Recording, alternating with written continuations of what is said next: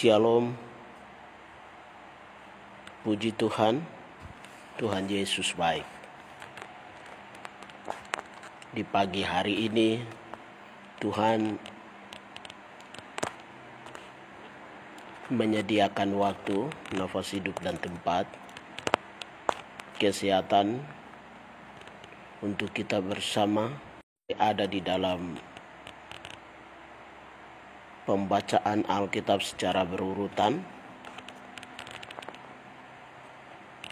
Dan sebelum kita akan membaca Alkitab secara berurutan, kita sudah sampai pada Kejadian pasal 27, Nehemia pasal 3 dan Injil Matius pasal 13.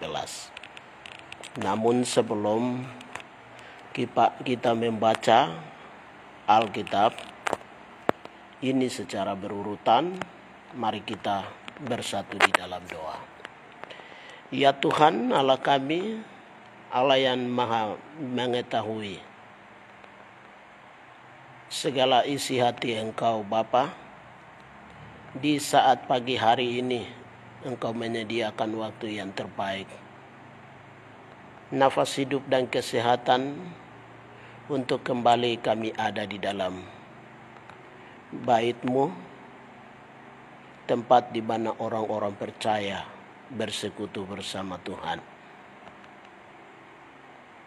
Kami mau membaca Alkitab yang adalah firman Allah, nakoda kehidupan bagi setiap orang yang percaya. Kiranya kami mempersembahkan waktu ini ke dalam tangan-Mu, agar Tuhan menuntun kami, menyertai kami hanya untuk mau membacakan. Namun hikmat Tuhan menjadi bahagian dalam kehidupan kami untuk menerapkan arti dan makna, isi dan muatan daripada kebenaran firman-Mu. Di dalam nama Yesus Tuhan memberkati kepada para pendengar dan akan melihat video ini Bapa. Mereka juga diberkati sebagaimana Tuhan memberkati hamba-Mu. Dalam nama Yesus hamba sudah berdoa. Amin. Baik Bapak Ibu Saudara sekalian, kita akan baca dari Injil Matius pasal 1 ayat Injil Matius pasal 13 ayat 1 sampai kepada ayat yang ke-58. Selamat mendengarkan. Tuhan Yesus yang adalah kebenaran hidup akan memberikan kita segala rahasianya itu di dalam hati dan pikiran dalam seperjalanan kehidupan kita. Shalom, selamat mendengarkan. Injil Matius pasal 13 ayat 1 itu beberapa topik yang dibicarakan, mulai dari ayat 1 sampai ayat yang ke-58 itu. Teristimewa Tuhan Yesus berbicara tentang perumpamaan, beberapa perumpamaan, kurang lebih 5 ya, akan kita lihat pada saat kita akan membaca firman Tuhan ini. Sedangkan pasal 13 ayat 1 sampai ayat 23 itu berbicara tentang perumpamaan Tuhan Yesus mengenai penabur, seorang penabur. Topik ini dibicarakan juga di dalam Injil yang lain, yaitu Injil Markus pasal 4 ayat yang pertama sampai ayat 20 dan Injil Lukas pasal 8 ayat 4 sampai ayat yang ke-15. Perumpamaan tentang seorang penabur. Pada hari itu keluarlah Yesus dari rumah itu dan duduk di tepi danau. Ayat 2, maka datanglah orang banyak berbondong-bondong lalu mengerumuni dia. sehingga ia naik ke perahu dan duduk di situ. Sedangkan orang banyak semuanya berdiri di pantai. Ayat 3, dan ia mengucapkan banyak hal dalam perumpamaan kepada mereka. Katanya, adalah seorang penabur keluar untuk menabur. Pada waktu ia menabur, sebagian benih itu jatuh di pinggir jalan. Lalu datanglah burung dan memakan habis sampai habis. Ayat 5, sebagian jatuh di tanah yang berbatu-batu, yang tidak banyak tanahnya. Lalu benih itu pun segera tumbuh, karena tanahnya tipis. Tetapi sesudah matahari terbit, layulah ia dan menjadi kering karena tidak berakar. Sebagian lagi jatuh di tengah semak duri. Lalu makin besarlah semak itu dan menghimpit sampai mati. Dan sebagian jatuh di tanah yang baik, lalu berbuah. Ada yang 100 kali lipat, ada yang 60 kali lipat, ada yang 30 kali lipat. Siapa bertelinga, hendaklah ia mendengar. Ini luar biasa. Ayat 10.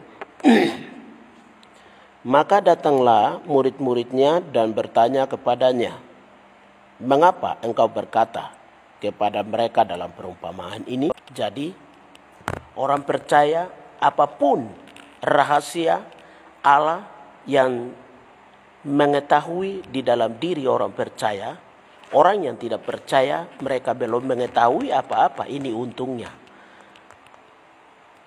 Kecuali mereka dikunyah. Orang-orang yang kurang berrohani itu diberitahukan berkali-kali. Dan pada waktu Yesus hidup di tengah dunia ini, Yesus membuka pemahaman mereka itu dalam bentuk perumpamaan-perumpamaan agar mereka mengerti apa rahasia Allah itu di dalam kehidupan orang percaya itu sungguh luar biasa. Karena itu dengarlah arti perumpamaan penabur itu. Kepada siapa orang yang mendengar firman tentang kerajaan surga, tetapi tidak mengertinya, datanglah si jahat dan merampas yang ditaburkan dalam hati orang itu. Itulah benih yang ditaburkan di pinggir jalan. Benih yang ditaburkan di tanah yang berbatu-batu ialah orang yang mendengar firman itu dan segera menerimanya dengan gembira, tapi ia tidak berakar dan tahan sebentar saja. Apabila datang penindasan atau penganiayaan karena firman itu, orang itu pun segera murtad. Ayat yang ke-12, 22, yang ditaburkan di tengah firman itu, yang ditaburkan di tengah semak duri itu, duri ialah orang yang mendengar firman itu lalu kekhawatiran dunia ini dan tipu daya kekayaan menghimpit firman Allah, firman itu sehingga tidak berbuah. Nah, ini hati-hati juga dalam kehidupan kita.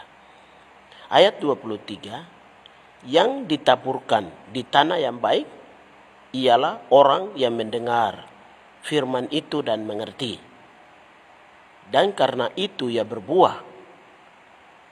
Ada yang 100 kali lipat, ada yang 60 kali lipat, ada yang 30 kali lipat. Puji Tuhan. Puji Tuhan. Pasal 13, Injil Matius pasal 13 ayat 31 sampai 35 berbicara tentang perumpamaan biji sesawi. Perumpamaan tentang biji sesawi di dalam kitab Injil yang lain terdapat di dalam Injil Markus pasal 4 ayat 30 sampai 34 dan Lukas pasal 13 ayat 18 sampai ayat 21. Nanti kita akan kembali ketemu dengan ayat ini. Maka itu orang yang membaca Alkitab itu lebih untung. Mereka mengalami berkatnya luar biasa karena firman Allah selalu memberitahukan, dan firman Allah itu kait pembicaraannya mengkait dan orang mudah untuk memahami kebenaran firman Tuhan itu. Kalau kita membaca dan merenungkan firman itu dari lubuk hati yang paling dalam, dengan kekuatan kuasa Roh Kudus, maka kita sangat mengetahui semua isi daripada kebenaran firman Allah itu menjadi bahagian dalam kehidupan kita. Dari ayat 36 sampai 43 berbicara tentang perumpamaan, penjelasan perumpamaan tentang lalang di antara gandum. Orang yang menaburkan benih yang baik ialah anak manusia. Yang dimaksud dengan anak manusia adalah Tuhan Yesus. Ayat 38. Ladang ialah dunia. Dunia di mana kita sedang hidup. Benih yang baik itu anak-anak kerajaan, dan lalang anak-anak si jahat. Musuh yang menabur benih lalang ialah iblis. Waktu menuai ialah akhir zaman. Dan para penuai itu malaikat. Ayat yang ke-40. Maka seperti lalang itu dikumpulkan dan dibakar dalam api. Demikian juga pada akhir zaman. Anak manusia menyuruh malaikat-malaikatnya, dan mereka akan mengumpulkan segala sesuatu yang menyesatkan dan semua orang yang melakukan kejahatan dari dalam kerajaannya. Semuanya akan dicampakkan ke dalam dapur api. Di sanalah akan terdapat ratapan dan kertakan gigi. Ini bahaya. Ayat 43. Pada waktu itulah orang-orang benar akan bercahaya seperti matahari dalam kerajaan Bapa mereka. Siapa bertelinga, hendaklah ia mendengar. Luar biasa.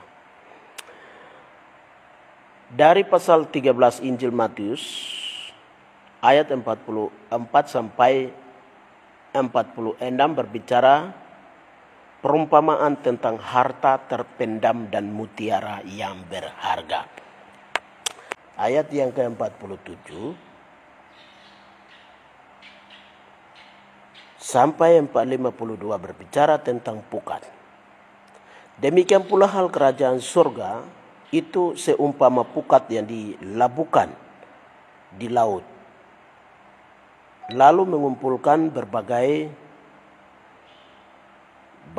jenis ikan. Ayat 48. Setelah penuh, pukat itu pun diseret orang ke pantai.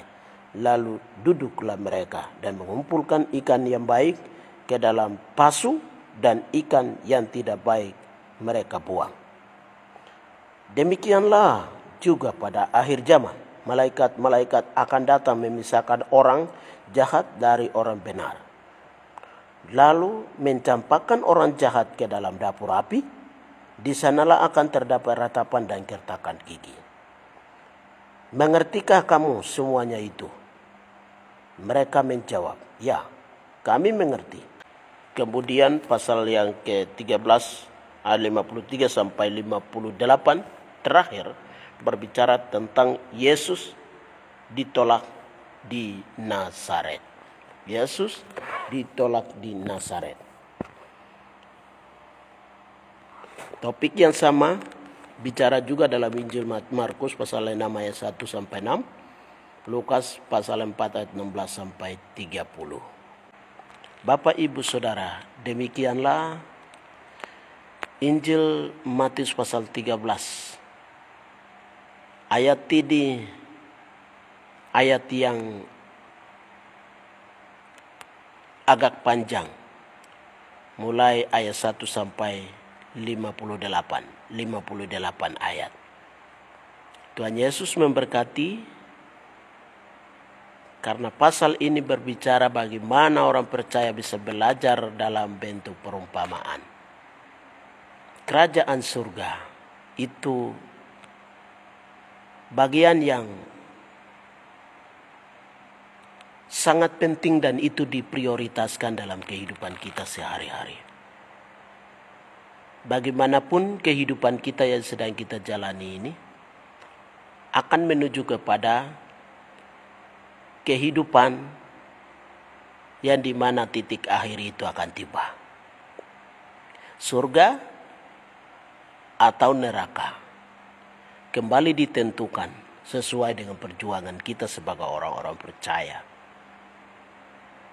Bagaimanapun juga hidup kita yang sedang kita jalani ini adalah hidup yang sedang kita berjuang untuk merebut surga yang kekal. Atau Tuhan campakkan kita masuk ke dalam kerajaan neraka di tempat di mana ratap dan tangis yang akan mengalami hari-hari hidup tanpa mengenal hari, bulan, dan tahun selama-lamanya menderita. Bapak, Ibu, Saudara sekalian yang dikasihi oleh Tuhan, berjuanglah sebagai orang yang tanda untuk berjuang, merebut kerajaan surga. Terimalah firman Tuhan itu baik-baik. Awasilah diri dari segala taburan-taburan iblis yang dapat menghancuri kehidupan orang percaya, kehidupan kita sebagai orang percaya. Agar kita terus ada di dalam Tuhan dan firman Tuhan selalu menjadi bahagian dalam perjalanan kehidupan kita. Tuhan Yesus memberkati kita sekalian. Surga sangat penting dari segala kepentingan yang lain. Jika kita mengutamakan firman Allah sebagai makanan rohani dalam kehidupan kita, maka dunia akan kita tinggalkan dan surga yang kekal. Hari ini seperti apa surga itu kita belum tahu. Tapi kita akan diantar oleh Tuhan Allah sendiri, firman Allah sendiri, menuju kepada surga yang kekal. Dari sana suaksananya, kemuliaannya, taktanya, kerajaannya akan kita merasakan. Sukacitanya seperti apa akan kita lihat di sana. Jagalah diri baik dari segala taburan-taburan di luar kebenaran firman Tuhan. Pegang firman Tuhan baik-baik di dalam setiap saat, agar kita menjadi orang yang lebih baik di dalam kehidupan kita sehari-hari, baik ataupun tidak baik waktunya. Bagi manusia bisa berkata, dunia dan kadangkala manusia menikmati hari-hari yang tidak baik, tapi tidak ada hari bagi Tuhan. Tuhan menciptakan hari yang tidak baik, semua hari itu baik, dan itu disediakan kepada manusia. Terimalah dan nikmati hari-hari hidup manusia, hari-hari hidup kita yang disediakan Tuhan bagi kita. Shalom, Tuhan Yesus memberkati kita sekalian. Ephata.